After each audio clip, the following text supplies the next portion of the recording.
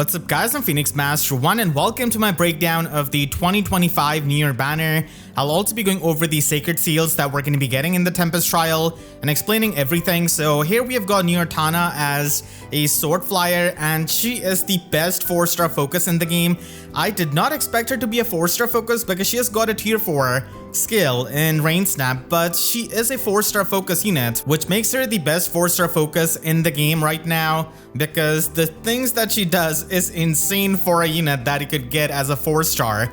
And we have gotten some good 4-star focuses in past, like, Summer Claude, Kade, and Byleth, but Tana is just on another level. So here she has got Snaking Sword as her preferred weapon.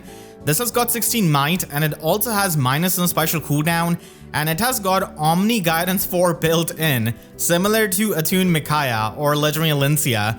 So if you plus and merge her and use her in Arena, you don't even have to run her with some kind of soaring skill. She already has this in her weapon, so she could just run other, slotty skills. So having this is incredible for the support as always, and if she has entered combat or if she has used any kind of assist in that current turn, then the allies can move to a space in 2 spaces of her. So she basically acts as a Wings of Mercy 4 beacon for all allies. This has got the global range, and this might be a bit reminiscent to Young Emran, but she's even better than Young Emran. And yeah, I've used Young Emran so much, she's amazing, but the thing with Tana is that she can Gale Force herself and she has got the Canto without the Sigurd ring, so she's a lot more flexible and her combat is also going to be better. She's also going to be able to survive a lot of the things. So this kind of beacon effect, which does not have any kind of HP threshold, is insane for a 4-star focus. I always feel bad for Ascended Florina whenever we get these kinds of effects. So she is amazing for any kind of Gale Force teams, any raid's offense. I'm definitely going to be trying to get her. And then if she initiates combat or if she's within 2 spaces of an ally, then she can get extra stats. And this can go up to max 14. She also has true damage based on 20% of her speed. So she does have decent damage output, and this is not going to be added to her AoE specials. She also has flat damage reduction on foes first attack, depending on 20% of her speed, and that's why if you run her with Attack Speed XL, she is going to be able to be bulky enough to not die that easily. So not bad survivability for a 4-star focus.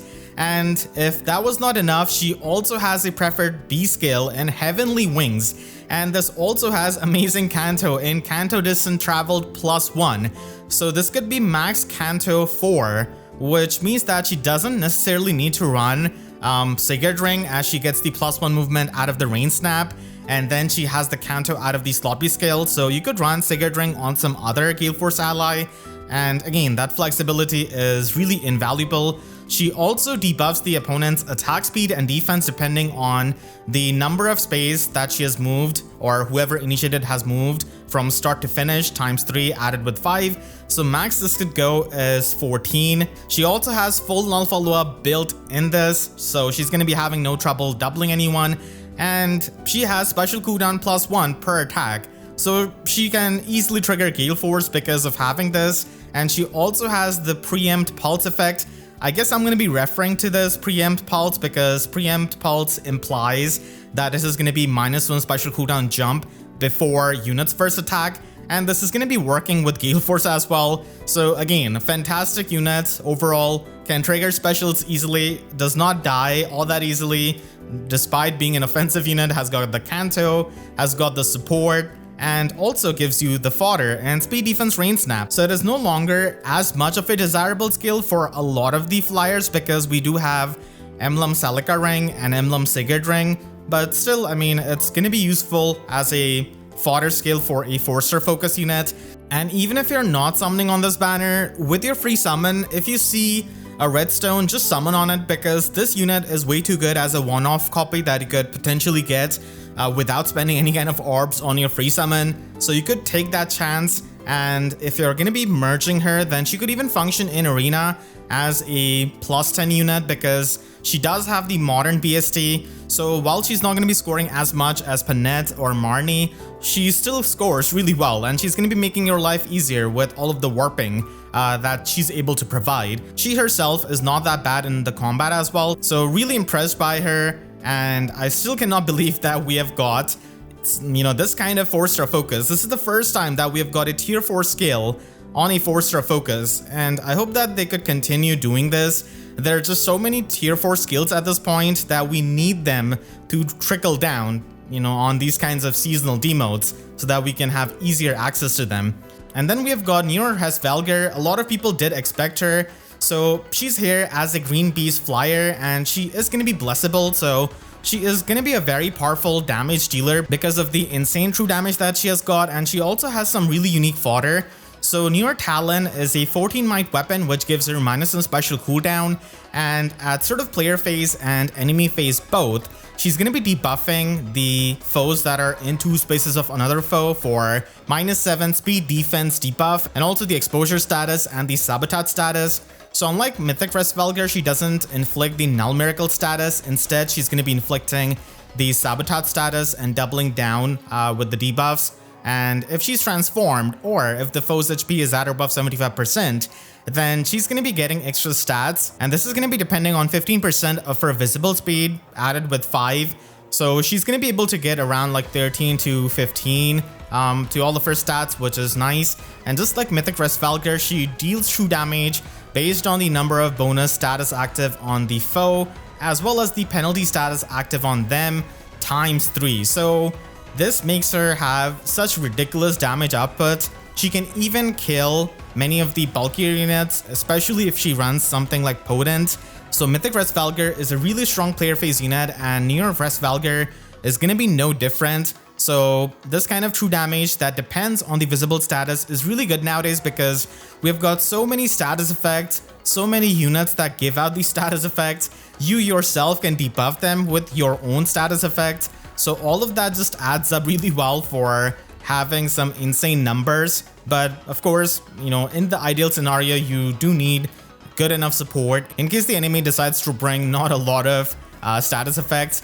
And she also has the 7 flat damage reduction from foes first attacks, including the brave hits. And she also has the preempt pulse built into this weapon. So she's going to be able to get that special jump and trigger, Nimble Beast a lot more easily. And then she's got the +1 movement if she transforms. She also has Nimble Beast, just like Mythic Hresvelgr. So there are not that many beast units that want this immediately. A lot of them are slower and would like Sturdy Beast instead, but still, if you have a faster beast unit like maybe Nyla or something, then this could be helpful. She does have attack speed fortune, so this does have the dull speed defense built in it, and it also helps you transform easily and immediately transforms you if you are going to be using her Ether Raid's defense, gives you the extra attack and speed, and also gives you 7 HP healing after the combat. And she's got a new B skill in Bestial Assault, so it enables Kanto remaining movement +1, and it is going to be minimum 2 while you're transformed. So transforming is really important, and that's why you want to run any kind of fortune skill in the slot A, or you want to run the Beast Sacred Seal. And the Kanto remaining +1 movement is not as good as the flat Kanto, but still it is good, as if you're not wanting to run Sigurd Ring on any kind of beast, this can be helpful. And if you're transformed, or if your HP is at or above 25%, then you inflict -4 speed and defense debuff on the foe. You also get true damage equal to 20% of your greater speed or defense, excluding the AoE specials, unfortunately. And it also has the 50% damage reduction piercing. So, if you're not running Fierce Beast, or if you don't have damage reduction piercing, then this can be really helpful. And all of the Winter Ecthenir enjoyers should definitely try and get this skill if you're not able to have Emblem Sigurd and his momentum for him, because this skill is also really good for him, as Winter Ecthenir lacks the Kanto, he lacks the damage reduction piercing, and if you're not running Fierce Beast, then this can help you. And the best part is that even though he's not fast and he's not going to be able to make use of the speed debuff, this skill still gives you true damage based on your higher speed or defense. So Ecthenir is going to be getting the true damage based on his defense, and that still improves his combat with all of the true damage that he has got in his weapon. I still think that momentum is the best skill for Winter Ecthenir, but again, if you're not able to get it, then this is the next best option that you could try and run. So this kind of skill is going to be helping you, but again, you need to transform with it to make use of it. It does open some flexibility, and Divine Talon is same as Mythic Hresvelgr. It is going to be having the Sapphire cleansing or the recovery cleansing, as some like to call it. So it can help you, especially now that you can bless her and use her, in different seasons. And she also has the 1 HP friendly fire damage. It can open up some strats, but they're not as useful in my opinion right now. But still, you want to use any kind of Vantage unit, then this could be an option.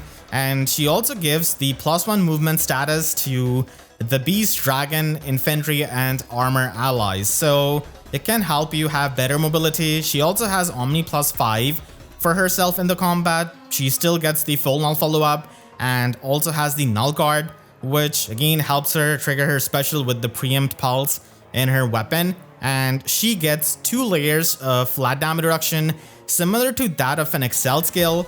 So it is going to be counting the spaces moved, and you're going to be getting up to like 12 flat damage reduction. And then if the enemy triggers the special, you get another instance of 12 flat damage reduction. So it can help her be a lot more bulky, but mainly she's going to be there to just absolutely blow units to the stratosphere with her insane true damage. So Year Hresvelgr is a really fun unit, and she is going to be having similar stat spread to Mythic Hresvelgr, so not a lot of things change, which is the case for a lot of these OCs in these newer banners. So you can just have 2 units that do the same thing, and one of them is going to be Blessable, who is slightly different. And again, Potent is going to be something you could try and run, but then you're not going to be getting Canto out of her slot B skill, so you probably need some kind of other Canto support. And then we have got Year Nidhoggr, which also a lot of people expected because 2025 is the year of Snake, and she is a blue beast armor this time. And I guess that is going to be making her a bit more susceptible to Emblem Lane, but still, she is incredibly bulky, and a lot of the times now in the game, the weapon strangle doesn't really matter much. So she's going to be tanking Ninja Sanaki, and she's got Year Fang, which is a weapon similar to her mythic version, but does have slight differences. So this gives you -1 special cooldown, making Sturdy Beast into a 2 cooldown special. And now, instead of inflicting the debuffs on the enemies at sort of player phase and enemy phase both, she's going to be giving herself and the allies in 2 spaces the defense and resistance buff, the Hexblade status, and also the 50% damage reduction piercing status. The reason being is that she doesn't have the damage reduction piercing in this weapon, and she trades it for one of the new effects in the weapon. So having this as a status does help, and it doesn't really bother her much because she has got the dosage status, so it's not like this is going to be getting stolen by Nurgle or something. So it's pretty safe in her hands and with her allies, and for any kind of other ally that doesn't have the damage reduction piercing, this can also help them. The Hexblade effect can also help you against something like Emblem Heroes, who has a lot more defense, so it still has usage. And if she's transformed, or if her HP is at or above 25%, then this weapon is going to be active, and that is going to be a pain point because she is going to be easily transforming, and even if you nuke her to 1 HP with an AoE special, her entire weapon is still active. So she's going to be having the similar pre-combat damage to her mythic version, depending on 25% of foes' max HP, and this is not something you could try and stack up with the other pre-combat damage. And of course, Divine Nectar is also something you need to watch out for, but still, this makes her damage output and kill power a lot better with the true damage that she's able to get. So she is pretty much second to only Dual Fjorm when it comes to having the insane damage output. Fjorm has damage reflection, which also makes her hit really hard, and Nidhoggr has got a ton of true damage and this pre-combat damage. Then she's also able to inflict the debuff on foes' attack and defense, equal to 20% of her visible defense added with 6, so this is going to be around -17 to 18. And then she has the twin save effect built in this weapon. So like I said, she trades away the 50% damage reduction piercing natively in her weapon for her mythic version for having this twin save effect. Now, what do I mean by twin save effect? It pretty much means that it allows you to trigger the damage reduction of your Sturdy Beast, Armored Beacon, Armored Blaze, Dragon's Roar twice in a single round of combat. Of course, she cannot run Dragon's Roar, but I'm just giving an example. It works with those kinds of specials in case they put this in the other weapons in the future. So she doesn't have to run the twin save skill. She has another save skill. And even if you were running the Briar skill, you still get the advantage of the twin save. So it's just that it is not going to be getting applied to the Ike Engage Ring damage reduction, but to the damage reduction of Sturdy Beast, it is going to be working. And unlike the twin save skills, this doesn't really have any kind of range restriction. So the damage reduction is going to be given to you on the melee enemies and also on the ranged enemies. So again, this is going to be making her quite bulky. And she also has true damage based on 30% of foes max HP, so quite a bit of true damage. And just like her mythic version, she has got the same flat damage reduction that scales off the damage that you have done to the foe. So it has really good synergy with the pre-combat damage that she has got, and this can go up to 20 flat damage reduction. And then she has got another layer of flat damage reduction if the enemy triggers a special. So she has 4 layers of flat damage reduction, 2 in her weapon, 1 in Sturdy Beast, 1 in Slick Fighter 4. So that's incredibly strong, and she is going to be just as bulky as Mythic Nidhoggr, but she is going to be blessable. So you could easily find her in Aetheryte's defense and have a really miserable time because she's going to be getting the extra HP and all of the effects out of the Mythic Blessings. And she does have the distant counter effect whenever she transforms as an armor beast, and she's going to be having no trouble transforming because of her preferred slotty skill. And she also has Sturdy Beast, which, like I said, is going to be triggering twice for its damage reduction because of the twin save effect in her weapon. And she still has Divine Toxin. Thankfully, they didn't give her any kind of upgrade to this. So this has got the Fortune effect, which allows you to transform easily. And like I said, she is going to be seen in Aetheryte's defense, so she's going to be immediately transforming and getting the distant counter effect right from the get-go. She also gives the Dosage status to herself and the allies in 2 spaces at sort of both player phase and enemy phase. And Dosage status is basically going to be the sticky hold, which prevents your status effects from being stolen by Nurgle or Tina. It doesn't stop Duo Thor or Mythic Loki, but still preventing Nurgle from stealing is helpful now that he has got Emblem Ring. And it also gives you Omni +5, so extra stats are nice, and it also gives you 10 HP healing after the combat. So it's an incredibly good skill and status for the tanking allies. And Divine Toxin is just so stacked because it also gives her +10 to her attack, defense, and resistance, and it also has the dull attack defense built in, so any of your visible buffs to your attack or defense isn't going to be mattering to her. She also has the +1 special cooldown charge, so she is able to retaliate back with Sturdy Beast easily because she also has Null Guard built in the skill. She also has Slick Fighter 4, just like her Mythic version, and this is going to be giving her the flat damage reduction and true damage based on 20% of her defense, and it just neutralizes any kind of debuffs on her. So this is a really good skill for a lot of armors that don't want to run Shield Fighter. I do think that Wily Fighter 4 is a bit better, but for any kind of armor that already ignores the visible buffs of the enemies, like Marnie, they are going to be lacking to have the skill. And she has got a Paracrept Barricade in higher ground, so this is also only inhibitable to the dragons and beast units. This is basically Barricade with Far Save. So it has got the warp blocking of Barricade, which is going to be making it really hard for Valentine Mer to stand out now, because this is built in the skill, and this is not a status like Warp Bubble, which could be stolen or erased.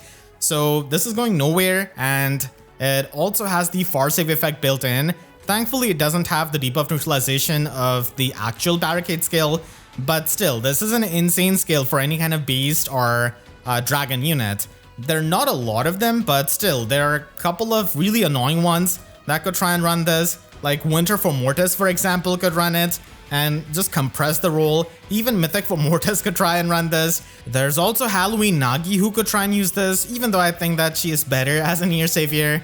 But still, even though there are not a lot of recipients of the skill, in itself, the skill is ridiculous for the warp blocking and functioning as a savior at the same time. So Year Nidhoggr is going to be a menace, just like Mythic Nidhoggr.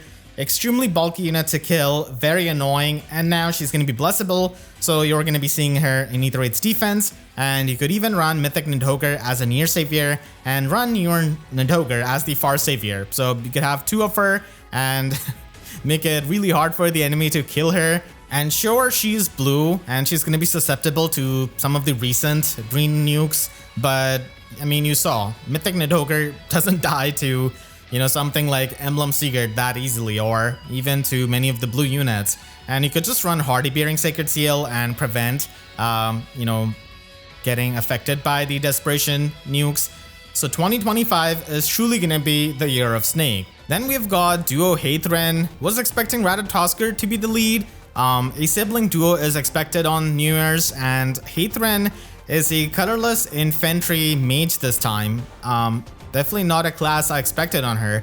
She's a lot more offensive, but still does provide the Divine Nectar like Mythic Heidrun. So she's got New Year Treats as her preferred tome, which is 14 might, and this is going to be giving her -1 special cooldown. And if any kind of rally or movement assist skill is used by an ally who has got the Divine Nectar status, then she grants herself and that ally the +6 attack and resistance buff, the charge status, and also -1 special cooldown pulse. So she is a bit more supportive in that aspect. The pulse effect can be nice for just pre-charging the specials like AoEs, and it can definitely help the other movement types like cavalry and flying units who don't have, you know, easy time pulse or infantry pulse. So that supportive aspect is nice, but she doesn't really get a lot of bulk out of this weapon, which I don't really mind, honestly, as she is not going to be all that hard to kill. So at sort of combat, if her HP is at or above 25%, she's going to be getting extra attack, defense, and resistance, depending on 20% of her visible resistance added with 5, and she also has true damage based on 20% of her resistance, and this is going to be getting added into her AoE special. So she's basically going to be functioning as an AoE supportive nuke, and she also has the Null Guard effect and the 50% damage reduction piercing in the combat. This kind of damage reduction piercing never gets added into your AoE specials, and it's mainly there in the combat to finish off the enemies. So she doesn't get any kind of flat damage reduction out of this weapon, so she's not going to be able to frontline all that well compared to Mythic Heidrun, who simply does not die. Compared to this Heidrun, you know, this newer Heidrun is gonna be dying a lot easily because you hit her with any kind of AoE damage and then she's at 1 HP and her entire weapon doesn't work. So she doesn't even get like the extra stats or, you know, the true damage or anything like that. So she is gonna be easier to kill, but still a really annoying opponent to face because for Slothy skill, of course, she does have Crystalline Water, so she's gonna be trying to get the visible attack for the Discord skill and also for AoE nuking, and she does get the cleansing out of this. The new Discord skill does have good splash range. It also gives you the true damage, but it doesn't get added into the AoE special. But another, you know, supportive effect that she can give out along with debuffing the enemy. And then she's got Nectar's Magic. So this is going to be a bit different than the Slothy skill of Mythic Heidrun. And at sort of both player phase and enemy phase, this is going to be given to herself and the allies in 2 spaces. So she gives out the Divine Nectar status. And real quick, if you forgot what it did, it completely neutralizes deep wounds. It is not like Breath of Life 4 where it cuts it by half. No, it completely neutralizes it. So AoE nuking against the Divine Nectar enemies is a lot harder. They also get 20 HP Breath of Life 4 healing as the combat begins, so it's similar to that. And they also get 10 flat damage reduction on the first combat of their player phase and enemy phase. So it's an absurdly good status effect that I'm sure a lot of people already know by now, but still, it is still going to be really helpful that she's able to give this out and she can still AoE nuke.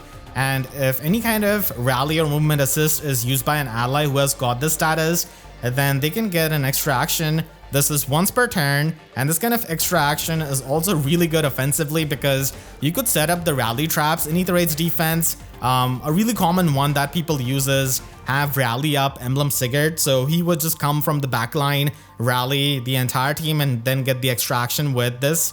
So that's something you'll have to watch out for, and even offensively in summoner duels, it can be really, really helpful. and now she gets the +5 attack, defense, and resistance in combat, and she also gets the Preempt Pulse herself, so it helps her trigger the offensive specials, and she also gets the -1 special cooldown AoE Pulse, or the AoE Preempt Pulse. It's similar to Momentum, so this is going to be helping you trigger your AoE special because this kind of special jump is given to you before the combat, so you just need to have your AoE special at 1 cooldown, and then you could immediately trigger it. So it pretty much goes well with her, playstyle of nuking this time.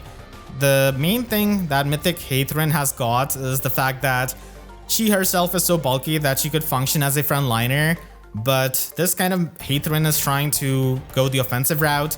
So even if you run Lagoost Friend, she's not going to be as bulky, but still, you could try and do that. I know many people are probably going to be doing that, but still, her main thing is going to be AoE nuking, which is a bit more manageable, I would say, but it is a lot of AoE nuking with Emblem Heroes and everything, but at least she doesn't have that kind of insane AoE range as him, so you could try and save tank against her and also use, the stone terrain to her advantage. She can also help in Aetheroid's offense because Divine Nectar is a status and it stays with you, so you don't really need to be within certain proximity to trigger the healing out of it, like Breath of Life for example, so it could come in handy.